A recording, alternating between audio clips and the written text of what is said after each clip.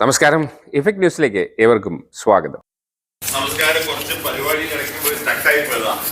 N D A വലിയ ഭൂരിപക്ഷത്തിൽ അധികാരത്തിലെത്തുമെന്നും N D എയുടെ വികസന രേഖ ജനങ്ങൾ സ്വീകരിച്ചു കഴിഞ്ഞതായും N D A convener Thushar Vellappally. മറ്റൊരു മുന്നണികളും ഇത്തരത്തിൽ ഒരു വികസന രേഖ മുന്നോട്ട് വച്ചിട്ടില്ലെന്നും ഇന്ത്യയിൽ തന്നെ പല സംസ്ഥാനങ്ങളിലും നടപ്പാക്കിയിട്ടുള്ള കാര്യങ്ങളാണ് എൻ ഡി എയുടെ വികസന രേഖയിലുള്ളത്. സാമ്പത്തിക സ്ഥിതി വളരെ മോശമായ കേരളത്തെ പോലെ ഒരു സംസ്ഥാനത്തിന് കേന്ദ്ര സർക്കാരിന്റെ സഹായമില്ലാതെ ഇങ്ങനൊരു വികസന രേഖ നടപ്പാക്കാൻ കഴിയില്ല. തിരുവനന്തപുരം മാരാർജി ഭവനിൽ വിളിച്ചു ചേർത്ത പത്രസമ്മേളനത്തിന്റെ വിശദാംശങ്ങളിലേക്ക്. കൺവീനർ പത്മകുമാർജി, ജ്യോതിഷ്ജി, തുഷാർജി കാര്യങ്ങൾ സൂചിപ്പിക്കും.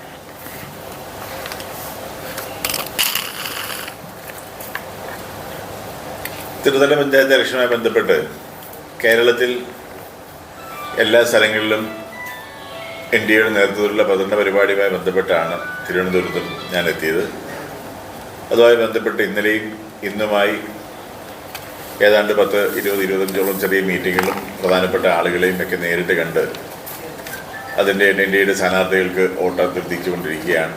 ഞങ്ങളെ സംബന്ധിച്ചോളം ഇതുവരെയുള്ള പഠനത്തിനനുസരിച്ച് തിരുവനന്തപുരം തീർച്ചയായും വലിയ ഭൂരിപക്ഷത്തിൽ ജയിക്കാനുള്ള സാധ്യതയുണ്ട് എന്നാണ് ഞാൻ കണ്ടിരിക്കുന്നത്. ഞങ്ങളുടെ എല്ലാ വെച്ചിട്ടുള്ള മുഴുവൻ സ്ഥാനാർത്ഥികളും അതുപോലെ തന്നെ ഈ കോർപ്പറേഷൻ്റെ വികസന രേഖയും ഒക്കെ തിരുവനന്തപുരം സംബന്ധിച്ചിടത്തോളം വളരെ വിശദമായി ചർച്ച ചെയ്യപ്പെടുന്ന വിഷയമാണെന്ന് നമുക്കൊക്കെ അറിയാം.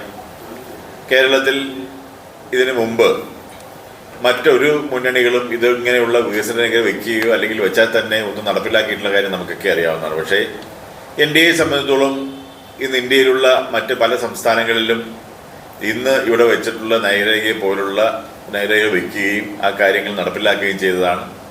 അതുകൊണ്ട് തന്നെ ഇവിടെ വലിയ ഒരു വിജയം നേടാൻ കഴിയും എന്നാണ് ഞങ്ങളൊക്കെ പ്രതീക്ഷിക്കുന്നത്. ഒളിമ്പിക്സിൽ വേദി വരുമെന്നുണ്ടെന്ന് പറഞ്ഞിട്ടില്ലല്ലോ. ഒളിമ്പിക്സിൻ്റെ വേദി ഒന്നും ഇവിടെ എന്തെങ്കിലും 2032 ശ്രമിക്കുമെന്ന് പറഞ്ഞിട്ടുണ്ട്.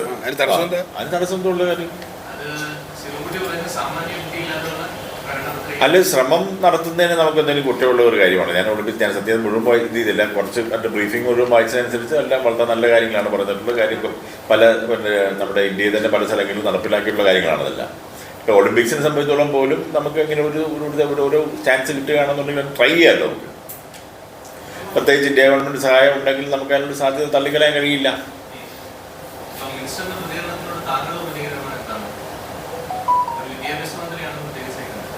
അദ്ദേഹം ഒരു പൊളിറ്റിക്കലായിട്ട് അദ്ദേഹത്തിൻ്റെ അഭിപ്രായം പറഞ്ഞു, ഞങ്ങളുടെ കാര്യം പറയുന്നു. അല്ലാതെ അദ്ദേഹത്തിൻ്റെ അഭിപ്രായത്തെക്കുറിച്ച് ഞാൻ പ്രത്യേകിച്ച് പറയേണ്ട കാര്യമൊന്നുമില്ല.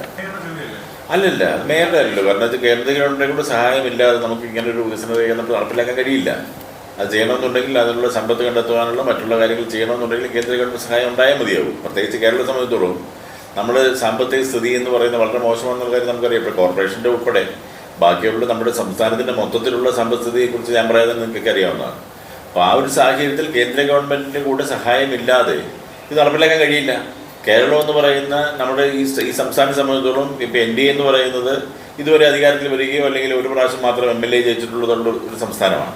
ഇവിടെ അങ്ങനെ ഒരു മുന്നേറ്റം തിരുവനന്തപുരത്ത് ഉണ്ടാകുമ്പോൾ അത് ഇവിടുത്തെ കേരളത്തിലെ മുഴുവൻ ജനങ്ങളെയും കാണിക്കുന്നതിന് വേണ്ടിയിട്ടുള്ള പ്രവർത്തനം ചെയ്യാൻ എൻ ഡി എ ബാധ്യസ്ഥമാണ്. അപ്പോൾ അതുകൊണ്ട് തന്നെ പ്രധാനമന്ത്രി വന്ന് അതിൻ്റെ ഡെവലപ്മെൻറ്റ്സിനെ കുറിച്ചിട്ട് ഞങ്ങൾക്ക് പ്രത്യേകമായിട്ട് സപ്പോർട്ട് തരാൻ അദ്ദേഹം തയ്യാറാണ് എന്ന് അദ്ദേഹം പറഞ്ഞിട്ടുണ്ട്. അതുകൊണ്ടാണ് ഇപ്പോൾ ഈ ഒരു കോർപ്പറേഷനുള്ളതല്ല, ഇങ്ങനെയുള്ള കാര്യങ്ങൾ ചെയ്യുന്നതാണല്ലോ ഒരു പ്രധാനമന്ത്രിയുടെ ജോലി എന്ന് പറയുന്നത്. അല്ല, ഇപ്പോൾ ഈ കോർപ്പറേഷനാണെങ്കിലും പഞ്ചായത്തിലാണെന്നുണ്ടെങ്കിലും ഇപ്പം നരേന്ദ്രമോദി സർക്കാർ നടപ്പിലാക്കുന്ന അല്ല, ആ ജോലികൾ ചെയ്യുന്നതിനുള്ള സപ്പോർട്ടാണ് കൊടുക്കുന്നത്. അതല്ലാതെ ഇവിടെ വന്ന് രാവിലെ മുതൽ പ്രധാനമന്ത്രി ഇവിടെ കുത്തിയിരുന്ന് ഇവിടുത്തെ ഓഫീസ് വർക്കല്ല ചെയ്യുന്നത്.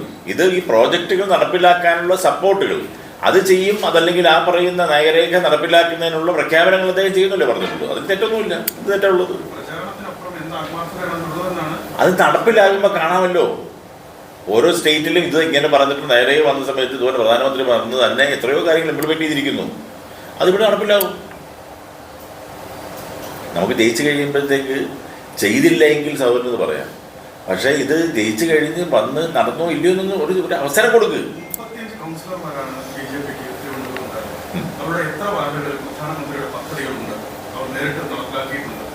എങ്ങനെ കാര്യം എങ്ങനെ നടപ്പിലാക്കും? സ്റ്റേറ്റിന്റെ സഹായമില്ലാതെ അല്ലല്ല, അങ്ങനെ പറയട്ടെ. കാരണം ഒരു കോർപ്പറേഷനെ സംബന്ധിച്ചോളം ഒരു കോർപ്പറേഷൻ്റെ ഒരു മെമ്പർക്ക് മാത്രം എങ്ങനെ അത് നടപ്പിലാക്കാൻ കഴിയും? അത് കോർപ്പറേഷൻ മൊത്തമായി എടുക്കേണ്ട തീരുമാനമല്ലേ? ആ തീരുമാനം എടുക്കാത്തതുകൊണ്ടാണ് നമ്മുടെ സെൻട്രൽ ഗവൺമെൻറ് എത്രയോ പ്രോജക്റ്റുകൾ കേരളത്തിൽ നടപ്പിലാക്കിയിട്ടില്ല. എത്രയോ എണ്ണം അങ്ങനെ തരത്തുള്ള കാര്യമില്ല. അതിങ്ങനെ ഈ CPM BJP അങ്ങനെ ഒരുമിച്ചാണ് പ്രവർത്തിക്കുന്നുണ്ടെങ്കിൽ അങ്ങനെ ED വരുന്നതിനെതിരെയല്ലേ BJP നിൽക്കേണ്ടത്? അങ്ങനെ ഒരു കാര്യങ്ങൾ ഉള്ള ഞങ്ങൾക്ക് അറിയില്ല. അതിൽ ഒഫീഷ്യലായിട്ട് എന്തെങ്കിലും പേപ്പർ കൊടുത്തിട്ടുണ്ടോ അതിനപ്പുറത്തേക്ക് എനിക്ക് അതിനെക്കുറിച്ച് നോളജ് ഇല്ല.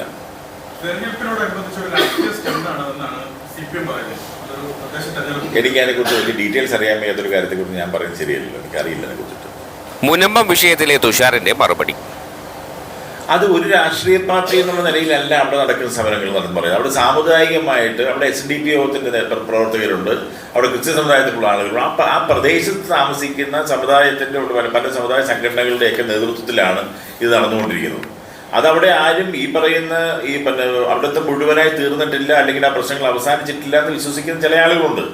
കാര്യം അവിടുത്തെ സമരപരിപാടികളോട് എന്നും ഞങ്ങൾ അനുകൂലമായിട്ടുള്ള നിലപാടാണ് ഞങ്ങൾ എടുത്തിട്ടുള്ളത്. BDS സംബന്ധിച്ചോളം അവിടെ ഞങ്ങളെ സംബന്ധിച്ചിടത്തോളം SNDP സംബന്ധിച്ചിടത്തോളം പരിശോധിച്ച് നോക്കിയാലും അവിടുത്തെ ഏറ്റവും വലിയ സപ്പോർട്ട് കൊടുത്തിട്ടുള്ള സമ്മേളനം, അത് റാലിയും അവിടെ നടത്തിയത് ഞങ്ങളാണ്. അതിനെ 100% SNDP യോഗവും അതുപോലെ BDJS സപ്പോർട്ട് ചെയ്ത് തന്നെയാണത്. അതായത് ആര് ചെയ്താലും അതിനോടൊപ്പം ഞങ്ങൾ നിൽക്കും, അതിന് സംശയമില്ല. NDA ഒറ്റക്കെട്ടായി ഈ തിരഞ്ഞെടുപ്പിനെ നേരിടുമെന്നും വലിയ വിജയം നേടുമെന്നും തുഷാർ വെള്ളാപ്പള്ളി.